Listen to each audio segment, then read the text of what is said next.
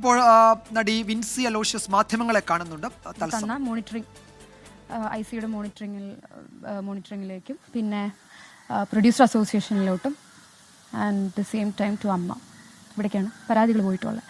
ഈ പരാതികൾ പോയത് ഞാൻ അറിഞ്ഞിടത്തോളം അമ്മയും പ്രൊഡ്യൂസർ അസോസിയേഷനും അല്ല എന്നൊക്കെ പറയുന്നു. എനിക്കറിയില്ല എങ്ങനെയാണ് പുറത്ത് വന്നതെങ്കിലും ആരാണ് പുറത്തു വിട്ടതെങ്കിലും ഏറ്റവും വലിയ എന്താ പറയുക വിശ്വാസമില്ലായ്മയാണ് നിങ്ങൾ കാണിച്ചിരിക്കുന്നത്.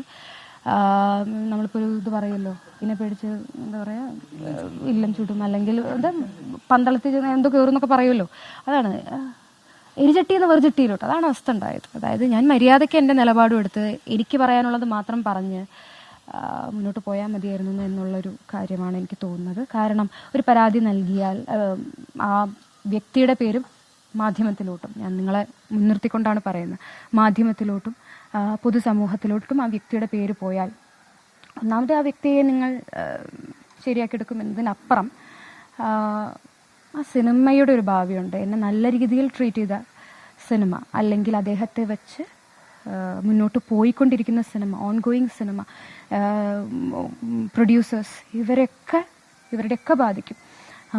ഊഹിക്കേണ്ടവർ ഊഹിച്ചോ, നിങ്ങൾക്ക് ഊഹിക്കാനുണ്ടെങ്കിൽ ഊഹിച്ചോ, ആരാണെന്ന് വെച്ചാൽ ഊഹിച്ചോ. പക്ഷേ വ്യക്തമായ പേര് പറയുമ്പോൾ അത് പൊതുസമൂഹത്തിന് കൃത്യമായി മനസ്സിലാവുമ്പോൾ ആ പേര് വെച്ചുണ്ടാകുന്ന സിനിമകളെ അത് ബാധിക്കും. ഇതിലൊന്നും നിഷ്കളങ്കരായ കുറേ അല്ലെങ്കിൽ നിസ്സഹായരായ കുറേ സിനിമാക്കാരെ അത് ബാധിക്കും എന്നുള്ളത് കൊണ്ടാണ് ഞാൻ അത് വ്യക്തമായി ആ പേര് പുറത്തോട്ട് വിടരുത് എന്ന് ഞാൻ പറഞ്ഞത്.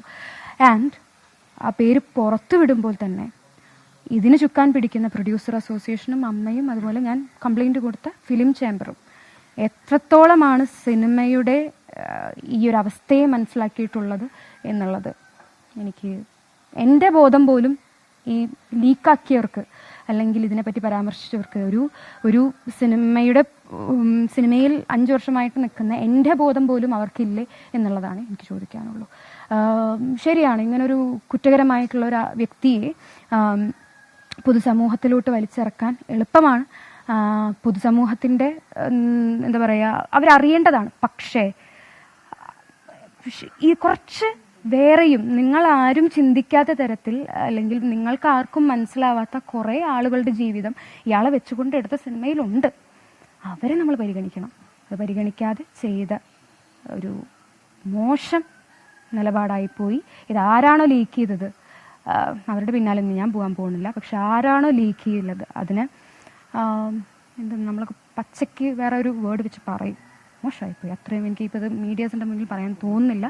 അത്രയും മോശമായിപ്പോയി അവരെ കാണിച്ച പ്രവൃത്തി, ലീക്ക് ചെയ്തത്, അതിൻ്റെ സ്വകാര്യത നഷ്ടപ്പെടുത്തിയത് വളരെ മോശമായിപ്പോയി.